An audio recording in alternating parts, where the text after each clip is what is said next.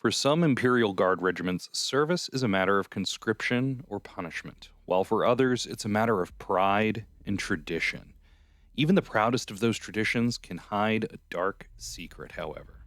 This is Philip from Manning the Fort, and today we're going to take a look at the Vostroyan Firstborn. The industrial world of Vostroya lies in the Segmentum Obscurus, far to the galactic north of Holy Terra. It's a cold, harsh world. The planet's forever-churning factories are the only places where there's any warmth to speak of. Vostroya is neither a hive nor a forge world. Its population centers are clustered around city-sized factories dedicated to the production of weapons and equipment for the Imperium's never-ending wars. Imperial Guard regiments, it should be noted that Imperial Guard and Astra Militarum are interchangeable terms separated only by the ability to be copyrighted, and I'm an old grognard, so we'll stick with the Guard. Anyway, Imperial Guard regiments raised from this wasteland of a planet are known as the Vostroyan Firstborn.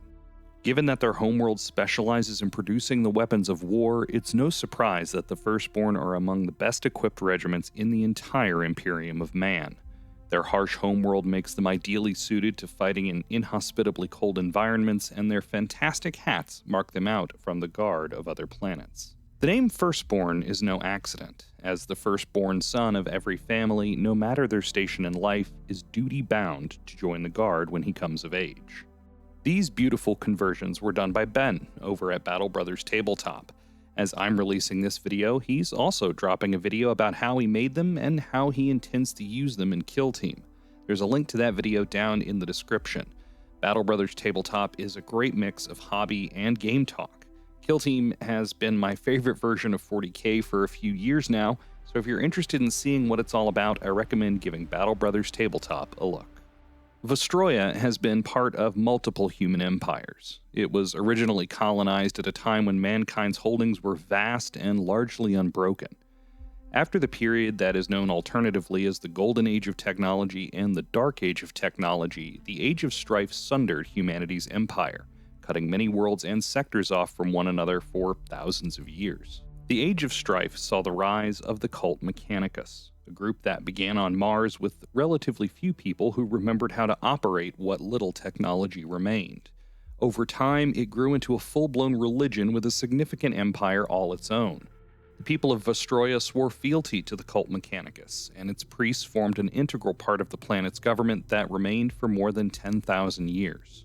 In time, the Emperor of Mankind made himself known on Terra and set himself to the task of reasserting humanity's control over the galaxy.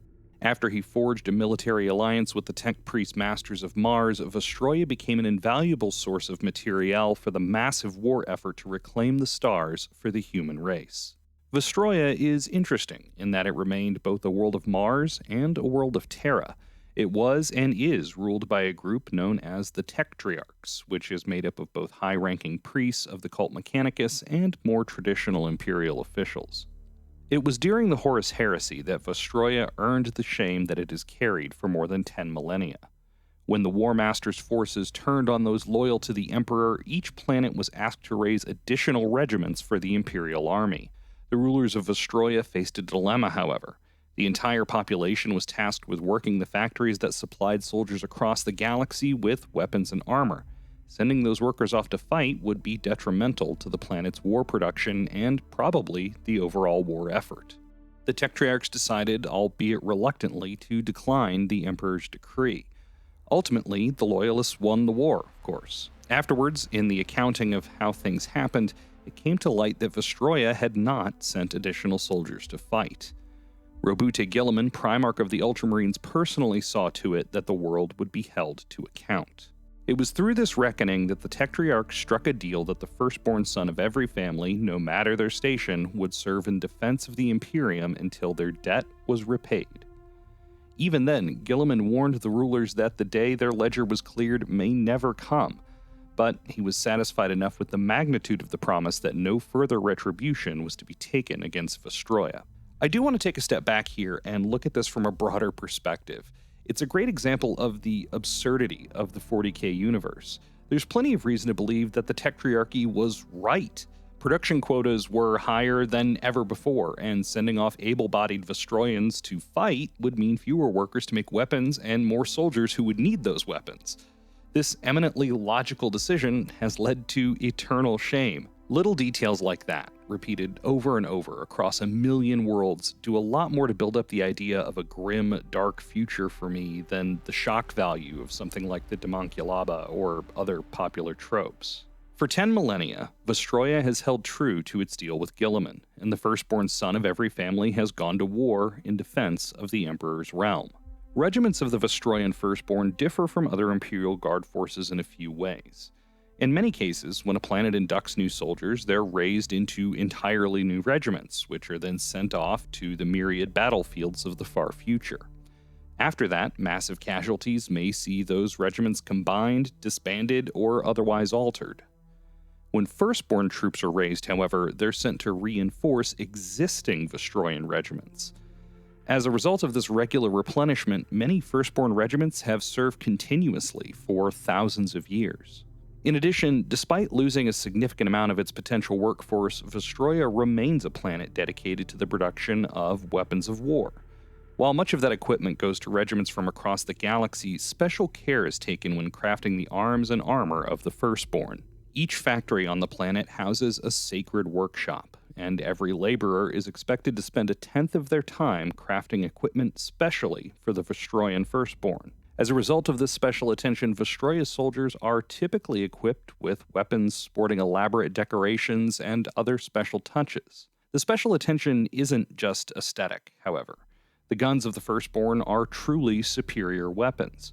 The factory workers see their sons and brothers as the planet's only means of redemption in the eyes of the Emperor, so they must have the best available equipment to carry out his will. Few, if any, Vostroyans know the full details of what happened during the Horus Heresy to result in their planet's eternal tithing of its firstborn sons. They do know, however, that their ancestors failed the Emperor in his time of great need. Fewer still outside of the frigid planet are likely to even know a fragment of that truth. In appearance, the Vostroyans on the tabletop draw heavily from the artwork of John Blanche, whose preference for bold, warm colors and occasionally disproportional ornamentation are clear in the uniforms of the Firstborn. Blanche himself has said that he drew inspiration from 18th century soldiers, particularly Cossacks. In-universe, the bold reds of Blanche's usual style are explained by Vostroya's continuing loyalty to Mars.